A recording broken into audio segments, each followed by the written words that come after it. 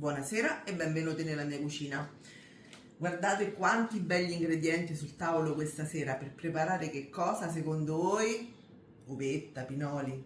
Ma voi intanto iscrivetevi al nostro canale, mettete un bel like a questa ricetta e per favore condividetela con i vostri amici. Grazie mille. Farò lo strudel fatto ovviamente a modo mio, con la ricetta che faccio io di solito. Non è la ricetta originale, ma ci si avvicina parecchio. Allora, vi dico subito gli ingredienti per la pasta tirata, che sarebbe la pasta che avvolge, no? Lo scrigno di mele, uvetta, pinoli, eccetera. Ci vogliono 150 g di farina 00, 80 ml di acqua tiepida, 40 g di burro. Io uso quello a basso contenuto di colesterolo, però va bene qualsiasi altro tipo di burro, va bene anche il ghee, 2 g di sale, 20 g di zucchero. Questo è per la pasta tirata. Per il ripieno 700 g di mele, io metto le Smith, anche se sarebbero le renette, però a me piace molto più aspro, meno zuccheroso, diciamo, ok? Poi 30 g di zucchero a velo perché? Perché si scioglie meglio, però per carità potete utilizzare anche il semolato. Poi uvetta, 60 g di uvetta che ho messo un po' ad ammorbidire in acqua tiepida, 30 g di pinoli, la buccia di un arancio grattugiato, cannella in polvere a piacere. Io metterò anche un pochino di pepe garofanato e un po' di anice stellato. Eccoci qua. Questi sono gli ingredienti.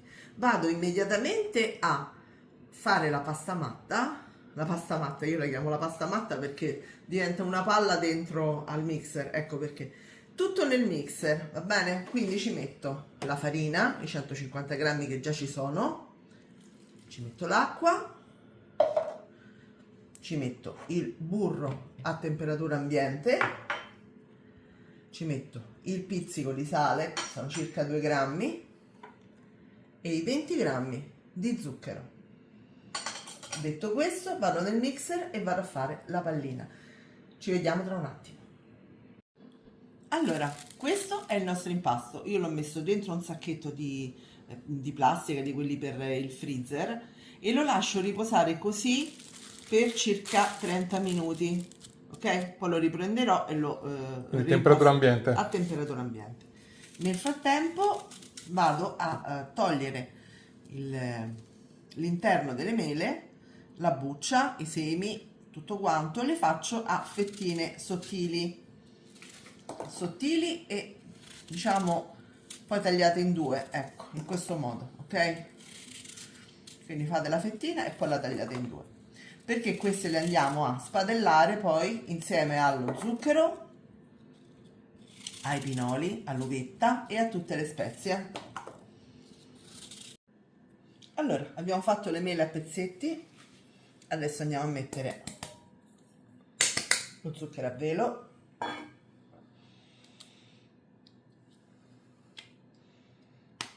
l'anice stellato, giusto un pochino, diciamo una puntina di cucchiaino, anche il pepe garofanato, perché detto così magari può sembrare troppo piccante, no? Invece no, vi posso assicurare che è più chiodi di garofano che non pepe, e un bel po' di cannella, diciamo mezzo cucchiaino abbondante. Poi mettiamo i pinoli e l'uvetta ammorbidita e strizzata. La buccia d'arancio la mettiamo per ultimo, dopo che le abbiamo cotte, perché queste sì, le andremo a spadellare sui fornelli per una decina di minuti, fino a che non diventano leggermente rosolate, ok? A dopo. Ecco qua, le mele sono fatte, Io le ho cotte proprio 4-5 minuti con il coperchio, eccolo qua. E quindi adesso le lasciamo così a raffreddare, devono essere tiepide perché se sono calde sulla pasta, per carità, succede il finimondo. Allora, passati 30 minuti abbiamo messo l'impasto su carta da forno, una spolverata appena di farina, anche sul mattarello, e lo andiamo a stendere a mo' di rettangolo. Allora, diciamo che è un rettangolo, ok, facciamo finta che è un rettangolo. Adesso mettiamo le nostre mele, pinoli, varie spezie e uvetta, tutte verso un lato, perché poi lo dobbiamo arrotolare. Ecco perché ho fatto il tutto sulla carta da forno, perché ci aiutiamo con la carta da forno.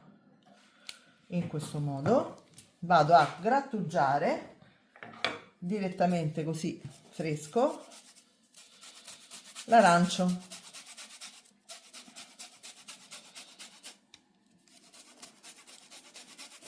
Non tutto, un po'. Per dargli un po' di sapore. Esatto, dargli un po' di profumo. Ma se volete potete mettere anche il limone. In realtà nella ricetta originale ci va il limone, però a noi ci piace più l'arancio. Ecco qui. E adesso andiamo ad arrotolare su se stesso il nostro strudel aiutandoci con la carta.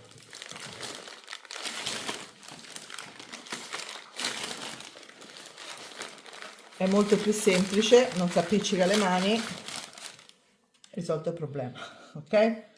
Sigilliamo il tutto.